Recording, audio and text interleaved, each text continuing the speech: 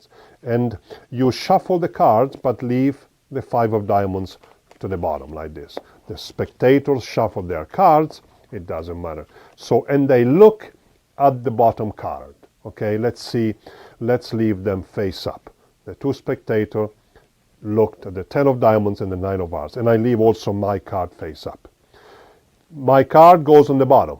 I take the second packet and I take the third packet on top. Now I do a reverse pharaoh, and you have already met the reverse pharaoh in a couple of tricks before in this DVD. Now you remove all the outjock cards and you place them on top, and you keep a break. I do it very big so you can see. You keep a break between these 7 cards and the other packets. And you ask the spectator, do you want me to do again, to shuffle again? If they say yes, release the break and repeat the shuffle. Now you may have already realized that no matter what, these cards are always 5 cards away. They move positions among themselves, but they stay always 5 cards away. This is the principle. So the spectator tells you one more time to shuffle the cards, and you remove the outjock cards, you place them on top, and you take a break. When they say, that's it, that's enough, no more shuffle, you cut all the cards above the break to the table, and then these on top. That's it. It's done. Now you take card from top to bottom at the same time, top to bottom at the same time, and on the third pair from the left, but don't name them, don't number them, but I'm telling you, the 2 cards selected are together. And you deal all the cards until you are left with only 1 card, is your card. And say, by the way, my card is the 5 of diamonds. And here is the first climax. 5, 1, 2, 3, 4, 5, and the 2 cards are the selected ones. You do exactly the same thing, and you don't even need to control the 5 this time. You take 5 cards, the spectators takes 5 cards each, and you repeat exactly the same thing, and you say, this time I don't pick any card. I leave the 2 selected cards face up, okay? And once again, you ask the spectator to say stop anytime. If they want to another shuffle, you release the break, and then you shuffle again, and when they say stop, you simply cut the top packet to the bottom like this. Okay? Now, the 2 selected cards are 3rd from the top and 3rd from the bottom. Automatically, no matter how many times you do the reverse pharaoh shuffle. This is strong. So ask the spectator to cut enough, turn over the bottom half of the packet, and now you see I use my mind or whatever you want to do. Now this is not, and this is not. On the 3rd card, remember, this is face up and this is face down regularly. The 3rd one you say stop. It is your card, and the next one, and is your card, and the 2 cards are together.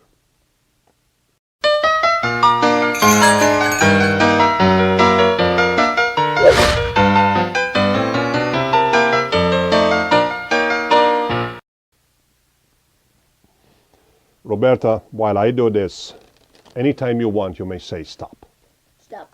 Do you like this card, or do you want to change it? I like that card. You like it. I'm going to show it to the camera. Because if you don't like it, we can change it. Here is your card. I'm going to leave this card there on the table for a moment. And I place on the table 4 packets of cards, okay? And the funny thing, this is totally unknown even by other magicians. If you place 4 packets of cards, of 3 cards each, on the table, the top card of each packet tells me something. Don't ask. I don't have a life. Please place the selected card in the middle. Just place the card in the middle. Watch. Don't tell me if it's true or not, but every the top card of the packet will reveal something about your card. This top card, this tells me that your card is red. It's red. Don't tell me. Red. And this card tells me that your card is even. 8, like a 6, a 4, it's even. And this packet tells me that your card, it's a low card. It's like 4, 5, 6, and it's not a 10. It's not a high card. And the top card of this tells me that it's a diamond. It's a diamond. And Totally wrong, huh? Totally wrong. Totally wrong. Start the card. What's the name of your card, by the way? An ace of clubs. Oh, the ace. Yes, watch. That's the ace of clubs. Oh, yeah. Not only that, I was enough sure about that because the other three aces are reversed, face up.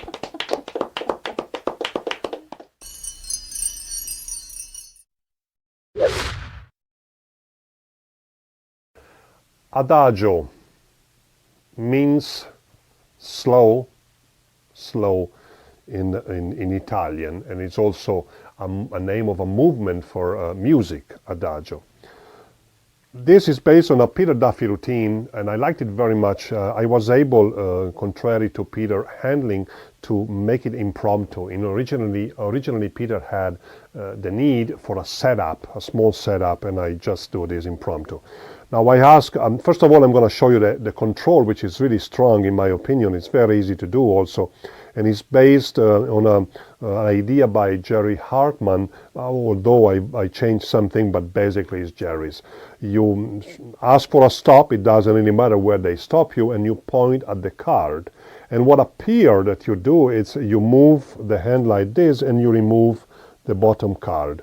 But really you remove the second in this way.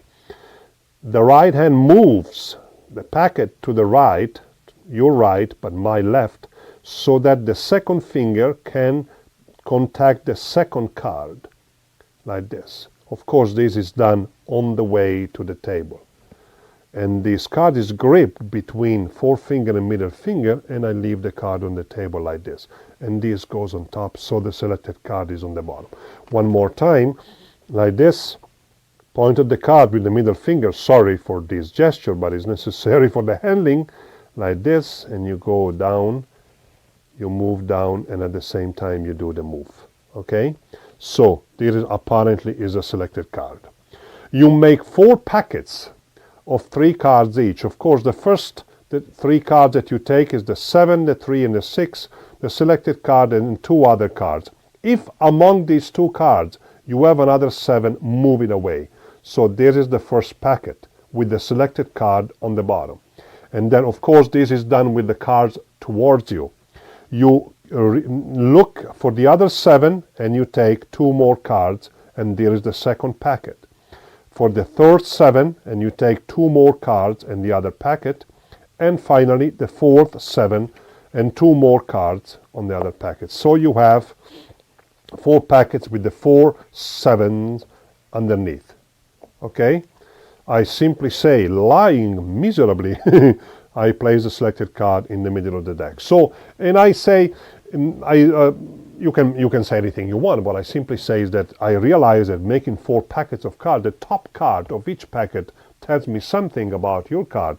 And the further away from the truth, the funnier. So I do a double lift. This is the easiest double lift ever. You grab the packet from above and you move the slide, actually, the bottom card to the right, to the left, leaving the top 2 as one. Or you can do a buckling the bottom card so the top 2 cards can be flipped as one. Okay, so I simply do this, double lift. Your card is a black one. In this case it's true, but even if it's not true, it doesn't matter. Even if it's red, you say your card is a red one, it doesn't matter. Do another double lift, and you say, oh, your card is a spade. In this case it's true, but even if it wasn't, it doesn't really matter. And then you say that another double lift, your card is a face card. It's not true, but repeat. In my opinion, the further from the truth, the better. The last double lift, and your card, oh, it's like it's odd. 3, 5, 7, it's odd, and so on. Now you end up having the 4 7s reversed in the middle of the packets with the bottom card as the selected one. Of course, they say, no, this is not my card, and you do and you produce the 7 in any way you do. You can do like this through the fist, flourish, or what I did in the performance, I grab the deck from above like this, the packet, and I hold the ring finger underneath, and I drop the packet on my left hand. Automatically, immediately the 7 appears. I place it on the table, and you spread the other cards face down, and the 3 other 7 appear face up for a wonderful climax, I think.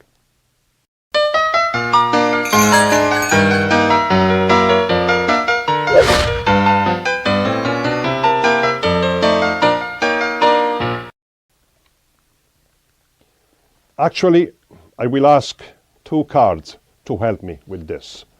I'm not sure I can do this, so I will ask the 2 black kings. The 2 black kings. Actually, let's leave these. Let's lay these 2 cards on the table. I will not ask you to take 1 card like this, and everyone does this. In this case, you cut the deck. And of course, anywhere you cut, the card will be different. You cut a small amount of cards, in this case is the 5 of hearts. You cut deeper is the king, the jack of hearts. It doesn't really matter. You cut anywhere you like, more or less in the middle. The king of hearts. I place the 2 black kings between, in the middle of this packet, okay? Like this. Watch, I place the king in the middle like this, and I'm going to make the king of hearts disappear and reappear between the